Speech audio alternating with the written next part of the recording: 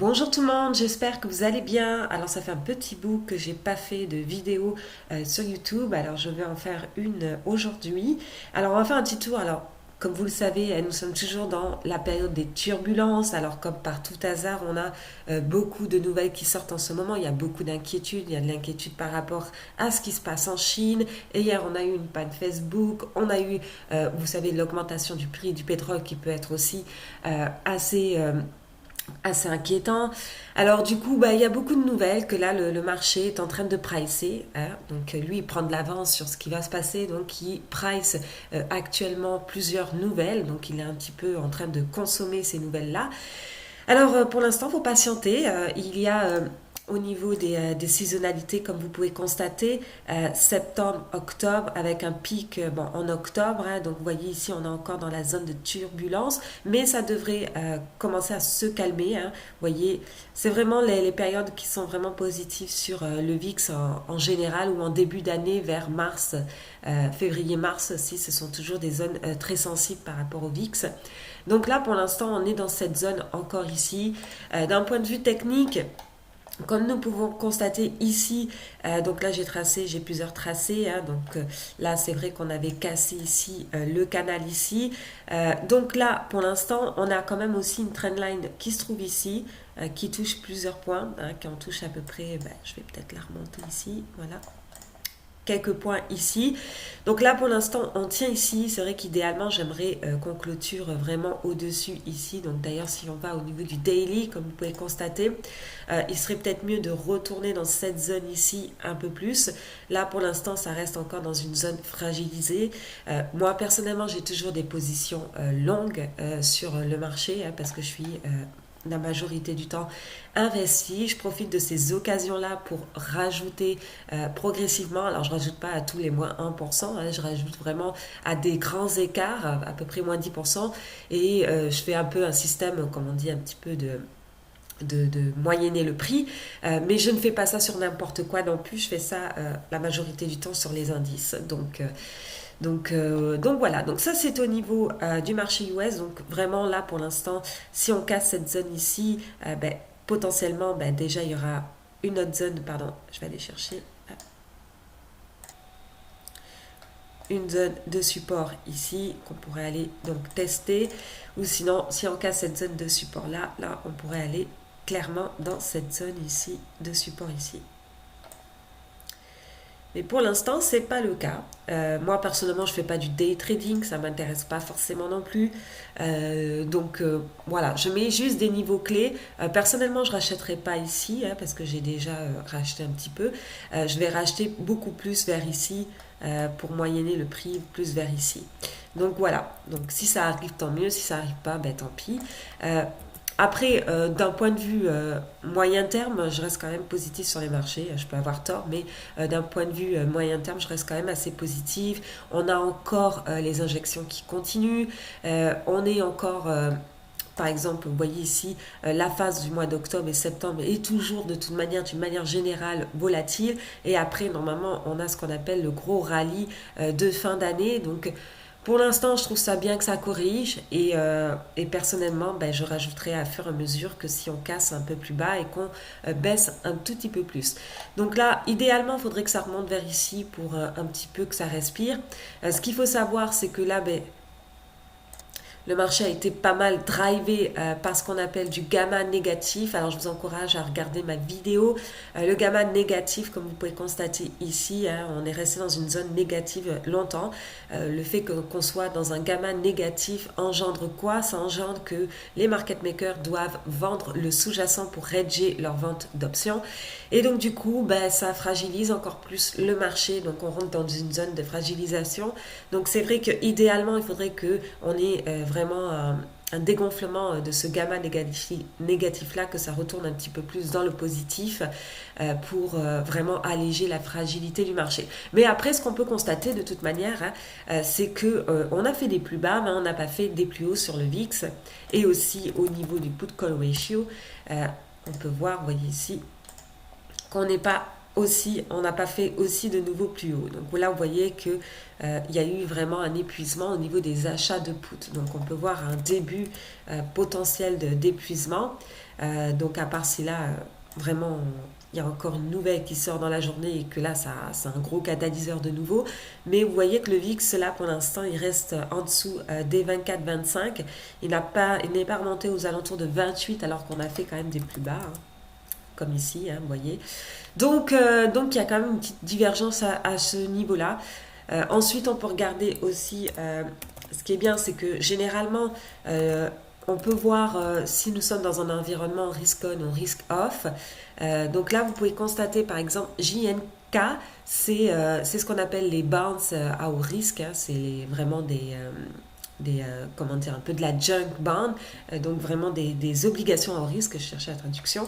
Et TLT, c'est les obligations gouvernementales qui sont un peu plus sécuritaires. Et généralement, lorsque les marchés baissent, nous avons quand même un coefficient de corrélation négative qui est environ de 0,885, enfin 0,85. Moins 0,85, c'est un coefficient négatif et donc normalement lorsque le marché baisse, les obligations montent. Là, c'est pas forcément qu'est-ce qui se passe. Donc, on n'est pas forcément dans un environnement risk-on qui est un environnement, risk-off qui est un environnement beaucoup plus risqué. Et on peut voir par rapport à ce ratio-là qu'on avait une zone ici, vous voyez ici, qui a été cassée.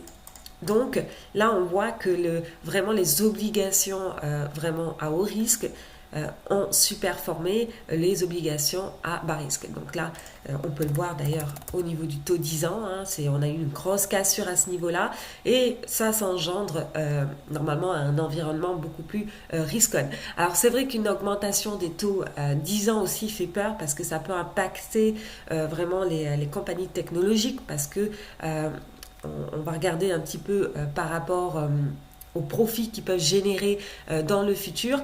Et c'est vrai que si le taux 10 ans monte, ça veut dire que les taux d'intérêt par rapport aux emprunts peuvent augmenter et donc ça peut réduire à ce niveau-là les profits. Contrairement aux banques où justement c'est positif pour les banques si les taux d'intérêt montent parce que ça leur laisse, en fait, ça leur permet d'avoir une marge de main-d'œuvre et donc de prêter avec des taux d'intérêt plus hauts et donc eux ça leur donne plus de profit. Donc ça c'est le secteur, d'ailleurs on peut voir que le secteur n'a pas été vraiment trop impacté, on reste toujours dans un range dans ce niveau-là.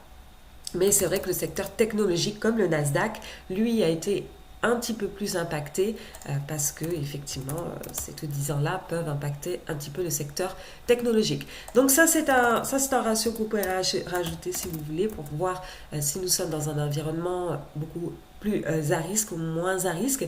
Donc là, malgré le fait qu'on ait beaucoup de nouvelles, pour l'instant, le marché obligataire ne nous dit pas forcément qu'on est dans un marché avec un environnement vraiment très risqué. Alors, bien évidemment, je peux me tromper, hein, on n'a pas la science exacte, mais c'est pas forcément ce que nous disent actuellement au niveau des obligations. D'ailleurs, ce qui est très intéressant de noter, donc ça, c'est un graphique qui démontre les corrélations donc, entre le dollar US, les obligations de 30 ans, qui sont généralement celles qu'on va utiliser pour les hypothèques aux États-Unis.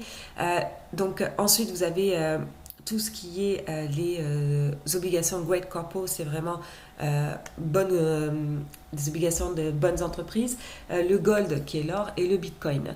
Donc là, on peut voir en fait les corrélations positives ou négatives avec le S&P 500. Alors c'est parce que moi j'utilise beaucoup de corrélations par exemple, mais là on peut constater que depuis donc le Covid, depuis mars, vraiment celle qui a le plus de corrélations négatives avec le S&P 500, donc par exemple pour se hedger, reste le dollar.